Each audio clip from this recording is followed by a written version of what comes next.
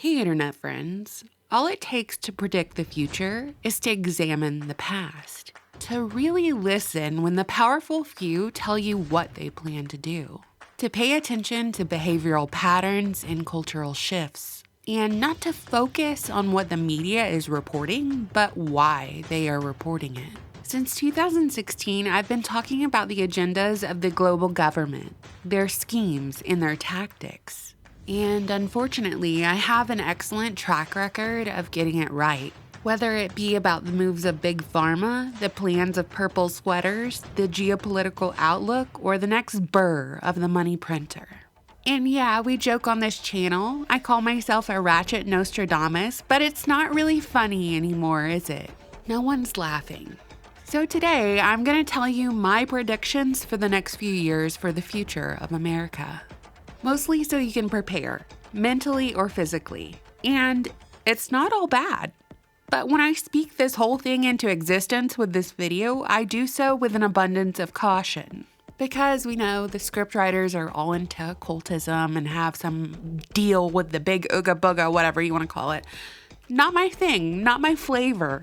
But I acknowledge that speaking these things into the abyss could, in some weird roundabout way, bring them into public consciousness and make them happen. So that's not my intention. Not now, not ever. Let's begin.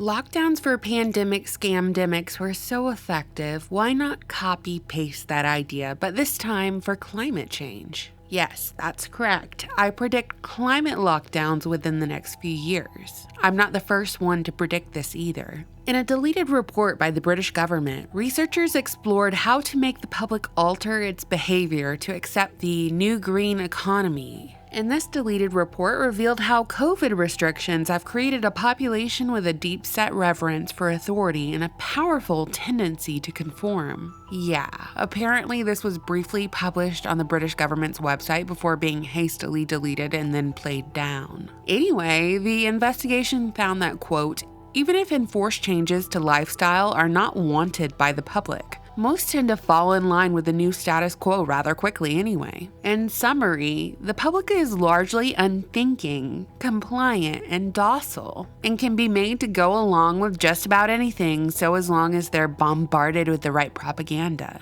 end quote. Just a reminder that Great Britain once had the mightiest navy, the most powerful fleet in the world. In the grand scheme of history, it wasn't really all that long ago. And that's not me rubbing Brits' faces in the mud. That's a wake-up call to Americans. Look in the mirror. So, the propaganda machine has to keep on going, despite the British government's publishing that whole paper and being like, our bad, you weren't supposed to see that. A Sky News article that was published on November 12th, 2021, claimed that, quote, COVID-19 conspiracy groups who have attempted to undermine efforts to bring the pandemic under control are increasingly sharing climate change misinformation. The most common green conspiracy is the claim of an upcoming climate lockdown where countries will be locked down for periods to meet climate change targets, end quote. You know what they say these days, the difference between a fact and a conspiracy theory is about a month or so. But for this particular one, it was only 5 days. Let's take a look. On November 17th, 2021, that's 5 days later, India's Supreme Court called for a lockdown in the capital of New Delhi. They said it was because of a health emergency, not about COVID-19 though. It was about air pollution. So they shut down schools, they made people stay at home, not go to their jobs because of air pollution.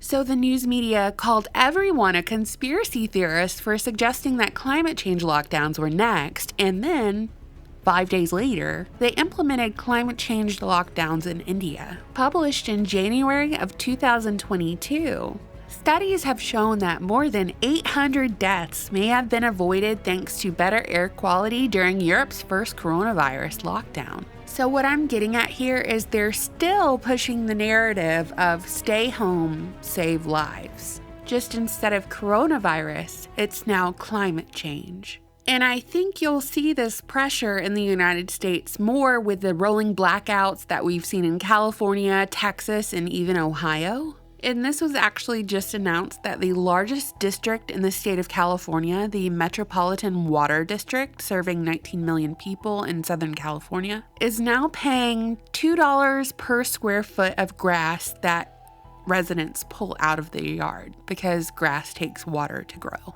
Climate lockdowns are very on brand for the Agenda 2030 plans for sustainable development. Like I said at the beginning of this video, I don't have to predict anything. They tell you what they're gonna do before they do it. It might be years and years before they do it.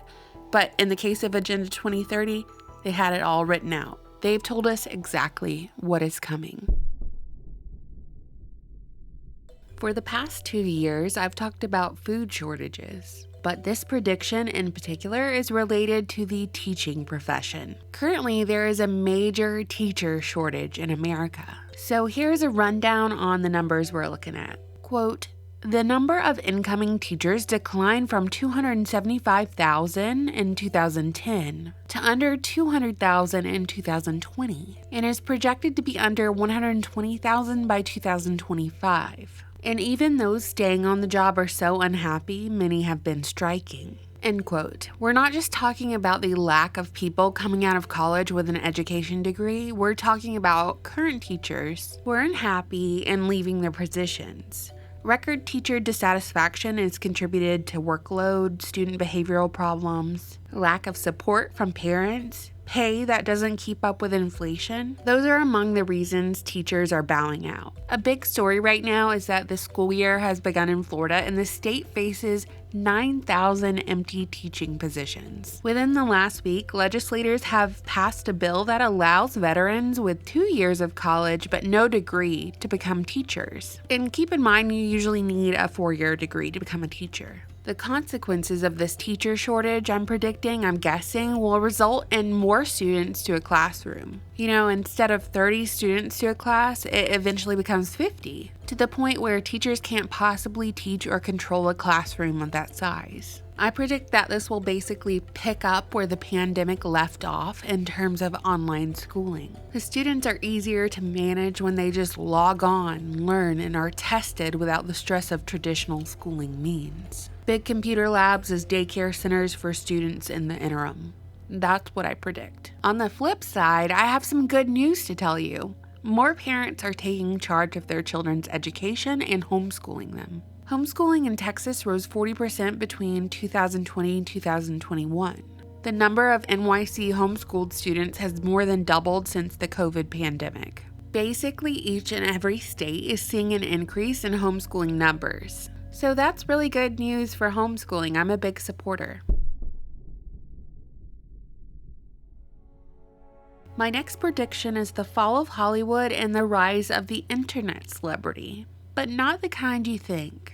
I predict there will be a major rollout of AI influencers. Reported on August 12, 2022, quote, PacSun, which is a retailer, continues to grow its digital presence by collaborating with the first known virtual influencer, Michaela. This thing's name is Michaela. As a leader within the metaverse, the addition of virtual influencers into its campaign initiatives is a natural next step for the retailer.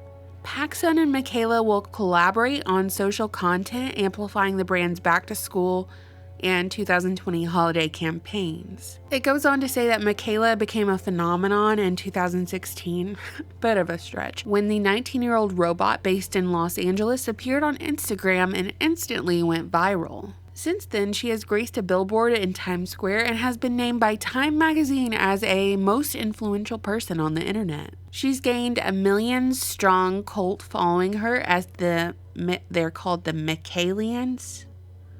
I bet all of those are like bot follows. They're fake. I don't know anyone who follows her. Anyway, I digress. The digital personality is best known for her authenticity, that's so funny, inclusivity, and youthfully unique style, and has begun to claim her title as Queen of the Metaverse. End quote. Is that not so much to unpack? We've seen Hollywood, a mecca of culture, creation, and agenda pushing, struggle to stay relevant in recent years. I mean, they never make anything new, do they? It's all movie remakes. Superhero, Marvel, and DC movies. I feel like idol worship of these celebrities was way more prevalent when I was a child with all like the Tiger Beat, Teen Bop magazines. And I think a huge motive for companies to use these AI computer generated influencers is it's just so obvious. They're completely controllable in everything they do, say, and promote. No MK Ultra needed, no wild cards going off on Google and Facebook New World Order rants at their concerts. Yeah, I think these virtual influencers are going to be pushed more and more on the younger generation, but they're going to do what they did with the transgender Hollywood celebrities and not disclose that information. So what I mean is they're eventually not going to tell you that an influencer is AI generated. We know that they're pushing for a tech-driven future, especially with this whole metaverse rollout. And I'm so sure that they'll suffocate us all with these AI influencers in place of real, authentic people. But I do have doubts about the success of such a push. I can actually see it flopping a lot like Google Glass did. What do you think? My next prediction is the implosion of the Republican Party. Yes, I predict by the time the presidential election rolls around, the Republican Party will have cannibalized itself. Probably by design, exit stage left, it probably is scribbled on the script somewhere, but nonetheless, it will happen. Because Republicans like Liz Cheney and Mitt Romney are just Democrats pushing Democratic policies and then calling themselves Republicans. I'm using these two as an example, but what I really mean is all establishment GOP members. Liz Cheney of the Cheney family political dynasty, after being defeated in Wyoming's primary last week, hinted at a presidential run in 2024. In an interview with ABC's This Week, Cheney blamed very sick Republicans for booting her out of the Senate. But really, the Wyoming Republican Party didn't like her because she voted to impeach Trump. I mean, the Cheney family should be a Gitmo family anyway, with their war crimes, Halliburton blood money, and Iraqi WMDs that never existed. Americans dying in needless wars for the profit of the mighty few. Don't get me wrong, no politicians actually care about you. Voting between one corrupt candidate and the next is a little silly, if you ask me. Elections are botched anyway, but these dynasty types actively hate you and me. They hate us. They're entitled and they're angry. But let me interrupt this broadcast with some good news. Quote, after 55 years, January 20th, 2023 will mark the first time since 1967 that no member of the Cheney, Clinton, McCain, or Bush family will hold elected or appointed office in the federal government of the United States of America. End quote. Interesting, right? I will speak plainly here. I truly believe that the neocon Republican Party is less than 5 years away from actively promoting throwing dollar bills at children like that poor drag kid Desmond is amazing. They are Democrat-light, like Senator Mitt Romney, who is supposed to represent all Mormons because he claims he is one, but really he just plays one on TV. Before his career in politics, he was in charge of Bain Company and Bain Capital, who managed major brands and celebrities like Monsanto, Microsoft, the Bill and Melinda Gates Foundation, and even the show Keeping Up with the Kardashians, or I should say the Kardashian brand. So Mitt Romney has been behind the poisoning of the population since Monsanto debuted with Agent Orange, the thalidomide Roundup. He's the one who got the government contracts for Microsoft, allowing backdoor access for every computer Microsoft was installed on. He was behind the thumbs up to test vaccines on the third world, making all the brown people guinea pigs before we became the guinea pigs. And then introduced transgender agenda pusher Caitlyn Jenner into the mix. Doesn't sound very conservative to me. Doesn't sound very Mormon to me either. What about y'all? Mormons, I want to hear from you specifically on this issue. I have a whole video about the connection between Mitt Romney, Monsanto, Bill Gates, and Bain Company, by the way, and I'll link it below. I'm not saying I know who will be the Republican candidate or if a Republican will win the next election. All I'm saying is that Republicans are majorly divided in a way that the other side is not. Democrat Party line towers are united by their hatred of conservative policies, perceived regression of rights, disdain for white supremacy, and Trump derangement syndrome. They repeat whatever the media tells them before it tucks them into bed at night. They'll vote for whoever the lib candidate might be because that means it'll keep a Republican out of office. Doesn't even matter if it's Joe's third backup clone, just get him in there. What do Republicans stand for? The establishment GOP is what? Pro-war and democratic policies and sit on the January 6th committee making an enemy out of any fence-sitter who might have voted for them? By calling them far-right extremists for not adhering to their progressive conservative ideology? These politicians want war all the time. Always. Wherever, because they have war machine lobby dollars lining their pockets. I don't think they care if it's war with Russia or a civil war. Just bring it on, hun. All of our politicians and our media love the threat of war, the danger it implies, the fear it holds over people, the promise of spoils and plundering, the bloodshed, the theater of it all. There's no difference in these people besides their titles. They all bend the knee to the New World Order, to the WEF. They kiss the Western Wall. They put America last. Yeah, anyway, I think the divide is by design and it will further split up the Republican Party as we near the presidential election. The libs will vote for whoever as long as they get their government-sponsored abortions, their love and acceptance, and their virtue signal. Conservatives? Not so much. I don't see it. They hold a grudge. Finally, we arrive at my fifth and final prediction, which is endless plague. Yes, you heard me right. Over the next few years, we will cycle from one virus scare to the next because there is money to be made off of your fear. The greatest transfer of wealth in modern history took place in 2020. According to a study, quote, the world's 10 richest men more than doubled their fortunes from $700 billion to $1.5 trillion at a rate of $15,000 per second, or $1.3 billion a day. During the first 2 years of a pandemic that has seen the incomes of 99% of humanity fall, and over 160 million more people forced into poverty, end quote. This is kind of a dated article from a year ago, but at least 40 new billionaires gained their wealth from their company's involvement in fighting COVID. Like Moderna's CEO and BioNTech founder. They became billionaires from their development of their respective vaccines. And we can't forget how great it was for companies like Amazon, Home Depot, Walmart to have small businesses mandated by the government to close down. The government totally got rid of their competition for them, and they made a pretty penny doing so, while the government let places like Amazon warehouses and Walmart stay open. Back in November of 2021, Bill Gates made headlines warning of smallpox terror attacks and urging leaders to use germ games to prepare for these attacks. And today we have monkeypox and polio making headlines. Who's to say how real these threats are, or if they're not threats at all, or if side effects from forced pokies aren't getting played off like the latest infectious disease? I often think about that picture of Bill Gates in his purple sweater sitting in front of that stack of books with one of the titles reading, How to Lie with Statistics. And from him, we learn that the best liars season their deception with a sprinkling of truth. It helps their victims swallow their lies more easily.